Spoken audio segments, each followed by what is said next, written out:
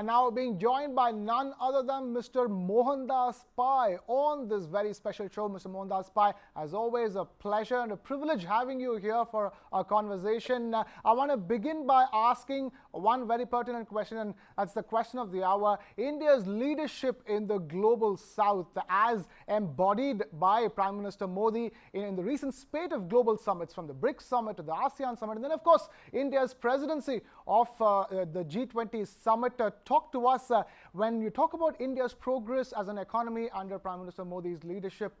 India's leadership in the global south is probably the most crucial per se.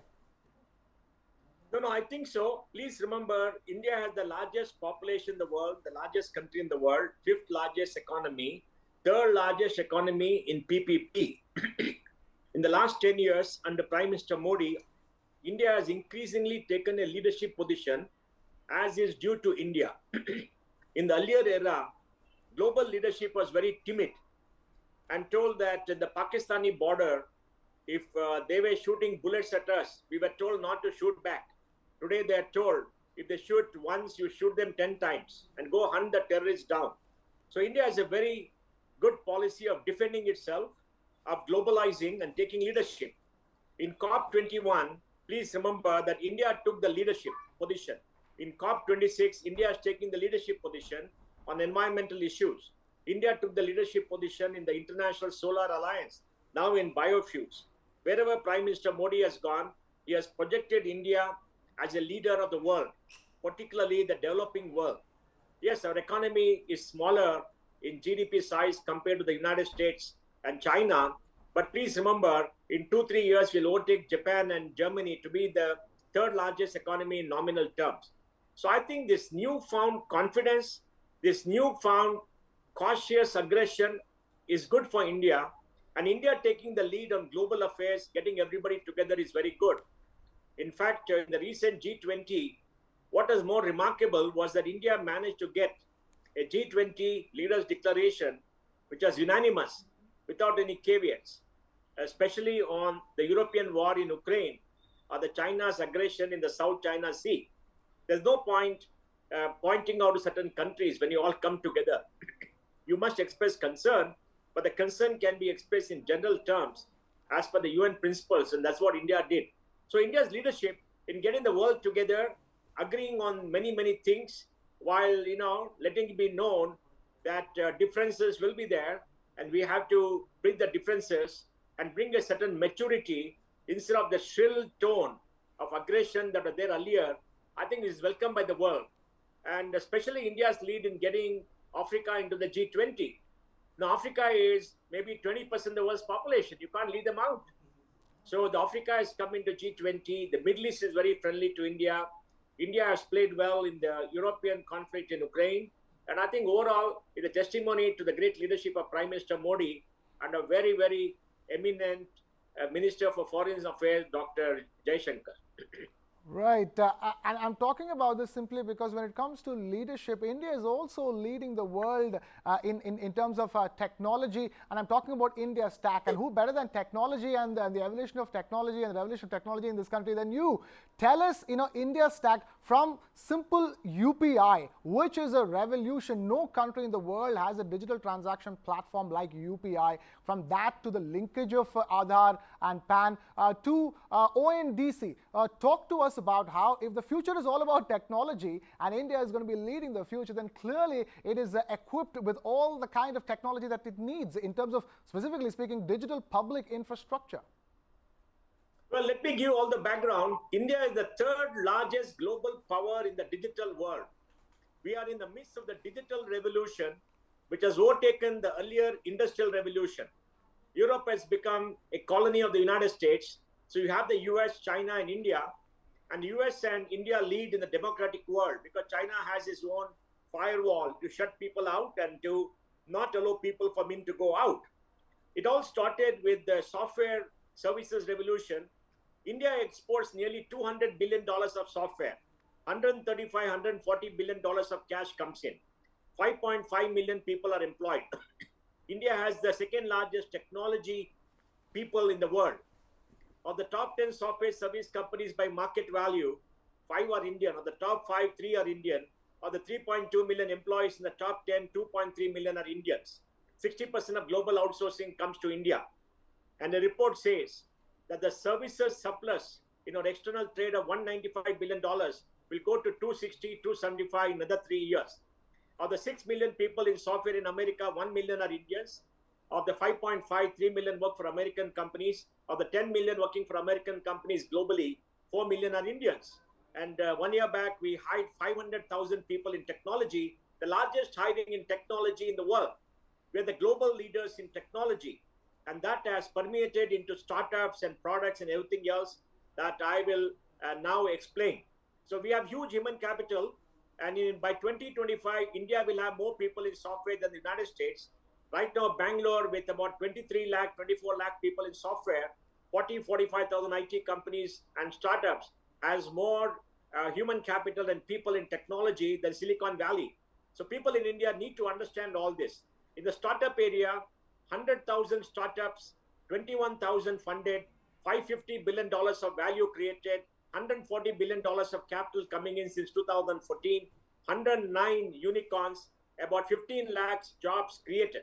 And by 2026, we will have $1.5 trillion of value as against 550 billion today. And we will create another 10, 15 lakh jobs. And we will have about 200, 250 unicorns by that time and 200,000 startups. This is amazing for a country like India, and the world recognizes that. The icing on the cake is the India stack. India stack started with iSpirit and Nandan Nilekani. It started with the decision to have Aadhaar.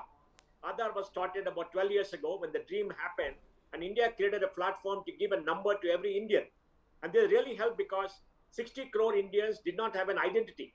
They did not have an address. They were in rural areas. They didn't have a bank account. Now, India has opened 50 crore, 500 million bank accounts in 6 years. No country ever in history has done that. And 1.2 billion or 1.3 billion people have the Aadhaar number. On top of that, we have the UPI, which is an app for payment from a mobile to a mobile through the bank account. We did $10 billion transactions last month, and nearly about 190, $200 billion was transferred in just 30 seconds at a click of an app. And I think that's tremendous because no country had this kind. 42% of global payments are from India, much higher than the United States and China. And now we're extended to other countries. And we are also having international transfers on UPI. But what has happened in India, which is very good in the India stack, is we have Aadhaar, we have UPI, we have a personal data store, we have eKYC, and all kind of tools to help Indians navigate the financial system. And this is all a public utility. Globally, these are all owned by digital monopolies. Global digital monopolies like Apple and Google are the biggest threat to humans globally because they control our activity and they can turn you off. But in India, it's all owned by the public as a public good. And that is a fantastic model because we are not going to be at the mercy of any foreign power or foreign company. And that's very good for a sovereignty. China has also done the same. It controls its own system.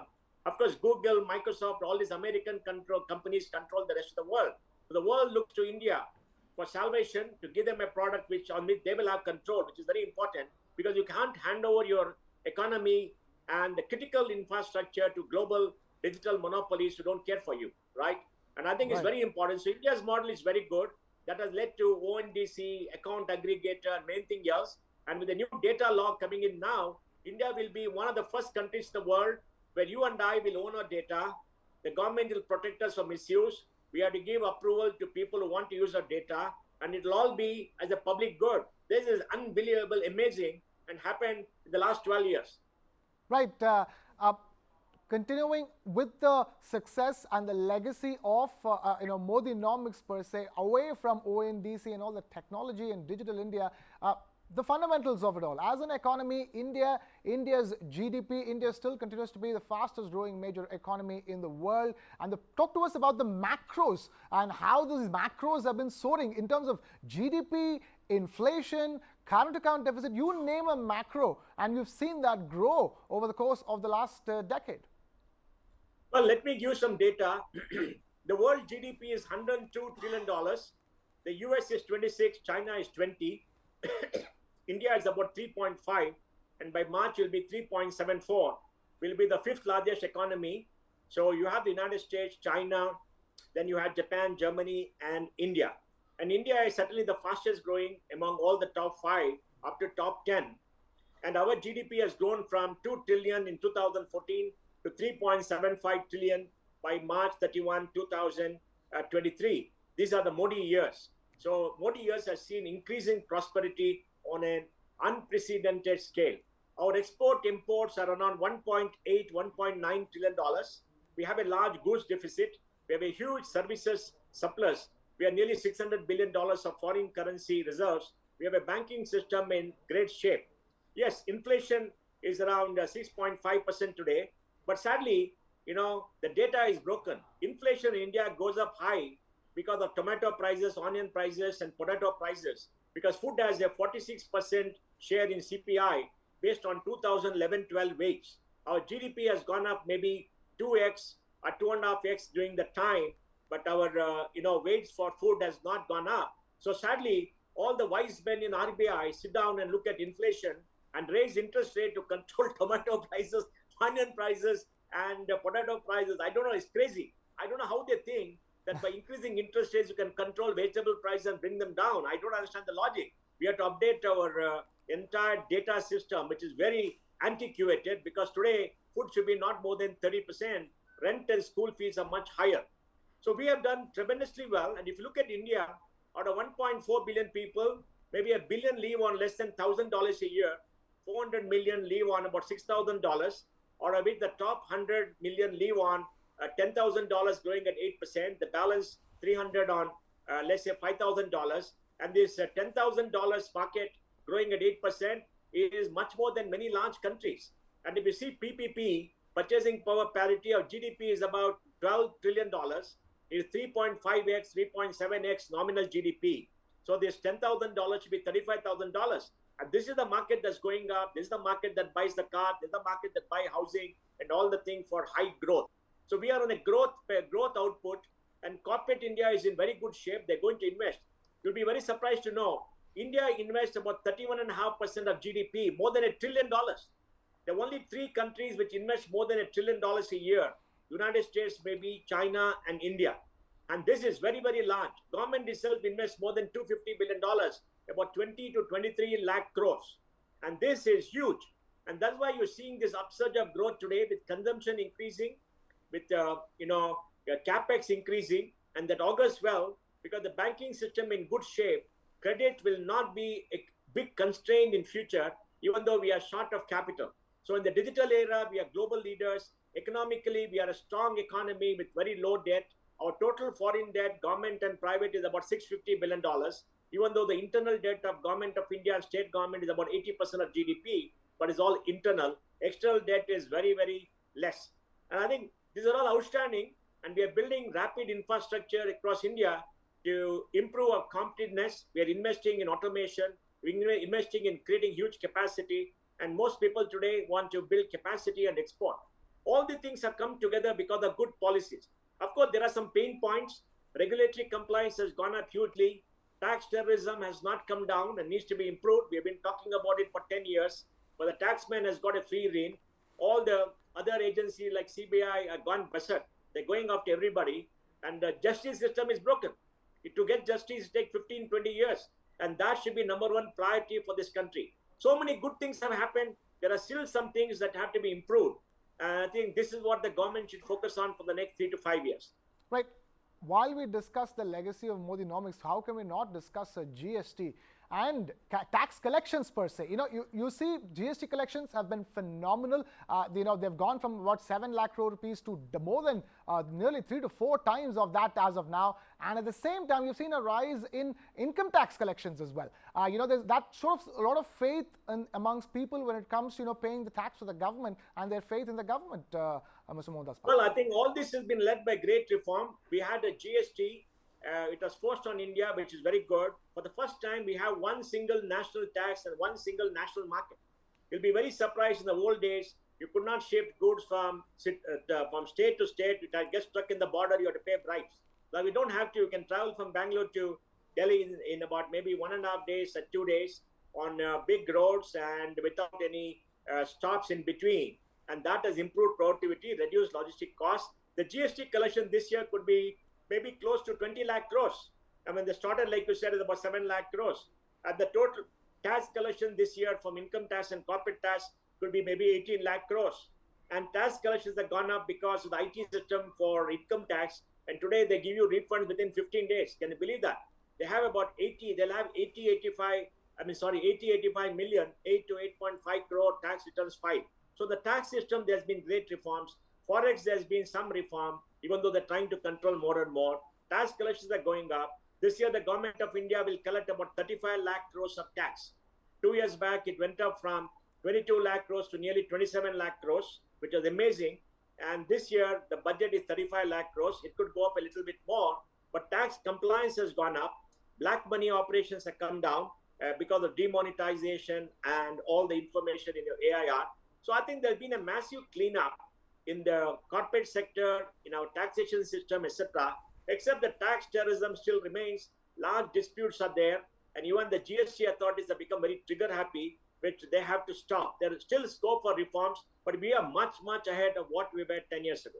Right, and we've managed to do this despite the fact that under the leadership of Prime Minister Modi is where we went through COVID.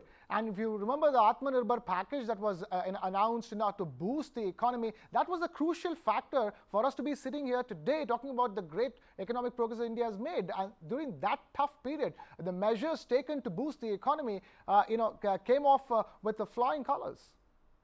Yes, because that point of time, the world nearly printed $20 trillion of currency to give money to people, whereas India's deficit went up to 11.5% of GDP, maybe 13 lakh crores, I think, or something like that, a little bit higher. And I think it's important for everybody to understand that India played it very well during COVID. It gave free food and money to all people below the poverty line. And it had the digital infrastructure to do that. It gave DBT. It gave a 5 lakh crore loan guarantee for the MSME with saved jobs. That is a fantastic scheme to save jobs. And government also made sure that industry was supported in multiple ways, which was fantastic. That shows great leadership. But I want to tell you about something that Prime Minister Modi should get unique credit. And I hope you people will talk about it. The biggest challenge for India in 2014 was deprivation of our people. Our people, large numbers, did not have the necessities of life. Over the last 10 years, Prime Minister Modi has made sure almost every Indian will have a roof over the head, water in the tap, power in the switch, a toilet in the house, a gas stove, a bank account, money in the bank, a mobile phone, an internet connection, food on the table, education for the children, and health insurance. Once the great majority of people have all the necessities of life, they're very different people. They become extremely productive and they decide for themselves. Now, this change does not happen in any 10 years in India. Most government had multiple programs in this area, but they could not execute. Prime Minister Modi has executed, made sure the benefits come to everybody. He has put money into infrastructure. This year, he's spending 10 lakh crores from the central government infrastructure. So the hallmark of this government has been the focus, execution, making sure things happen, and not only bhashan. All government gave the same bhashan, right from Garibi Hatao, Indira Gandhi, and whatever Nehru said, which I don't remember those days. But they all gave the bhashan. They never put money. Even they put money was eaten away, like Rajiv Gandhi said. But Modi made sure that money went to the right places. About 30 lakh crores has been transferred by the central government to people by DBT. He has saved about 2.5 lakh to 3 lakh crores because many bogus people, many crooks were getting money. He has stopped all that. I think that is the number one thing that he has done for which you must get credit. Because if you can impact the lives of about 60, 70, 80, 90 crore people positively in a short period of 10 years, that is remarkable. Because in this country, every Indian should have the necessities of life. Every child should be able to realize his or her dream. And every young person should be educated and should have access to decent jobs. And that can only happen with growth is there, honesty is there, no corruption. There will be no corruption in Delhi in the last 10 years. And UPA, every other month there was a corruption scandal. They were robbing this country black. And they're doing the same in some of the states. So I think all this have been extremely remarkable, but due largely to one man. All right. And that man was a hardworking leader who had a vision for his country, sympathy and compassion for his people, and who executed working 14, 15 hours a day and brought global respect for India. Why do people respect India? because our economy is $3.75 trillion this year, because the economy is the fifth largest, because we stood up to all the tyrannical powers from the world. We have not taken sides globally, and we have lifted massive number of people above poverty. It's a great track record. Right. While we discuss that about how it has impacted the common man, the economics of India, the economic rise of India, what has also been aiding the economic rise of India is the rise in foreign investment into India, foreign direct investment in India, the confidence to invest in India, which has seen a rise under Prime Minister Modi's leadership, Mr. Mohandas Pai. I think last year we got about $77 billion of FDI. We get $100 billion plus our remittances, and these are huge. You see, the world will look at places to invest where countries are stable, their governments are positive, and there is reasonable honesty, and you can invest and make money and repatriate money. All the things are there. It's not happened only in the last 10 years, but it happened over time. But in the last 10 years, there's been a razor focus. More areas have been opened up, much more marketing has been done, much more confidence is there. And along with that, Indian companies have come up. If you look at the top 100 listed companies and the valuation, it's amazing what has happened in 10 years. I wish you would put up a slide. What are the top 100 companies valuation in 2014 and today? You will see how these companies have come up and what great international companies and global companies they have become. And I think all this is a testimony to the native genius of the Indian people who are economic agents. Throughout history, we are a free market economy, and we really dominated the world GDP because we are big traders. We understood globalization. It's only Pandit Nehru who spoiled this country by suppressing private capital, which caused us to grow only 3.5% between 1950 to 80. 80 to 90, we grew 5.5%. In 1991, when we opened up, we had $275 billion. And this year will be $3.75 trillion. We have grown 8.2% a year for 33 years. In dollar term, this is remarkable. No country has done it except maybe China. And for a large country like that, this is unbelievable. And I think we should all be proud of this country and proud of everything that's done. Of course, all governments have worked since 91 to do this, some more, some less. But amongst all of them, the Modi government stands out tall for the epic scale of his achievements. Right. From here on, let's talk about the road ahead. We are poised for greatness, if I may, as an economy. Talk to us, what are going to be the levers of growth going forward? We have some big ambitions. We want to become the manufacturing hub of the world for manufacturing everything from electronics to electric vehicles and everything in between. And so we have some serious ambitions on that front as well. So talk to us about what will be driving India's growth forward and how will Modinomics be contributing to it? Well, I think the important thing is that we could be $5 trillion by 2026 December if we grow at the same pace, and maybe $10 trillion by 2032 or 2034. 5 trillion by 26 is a 90% probability, and 10 trillion by 32, 34 is a 80% probability in my opinion. The building blocks are there. What is required? Investment. We are investing 31% of GDP.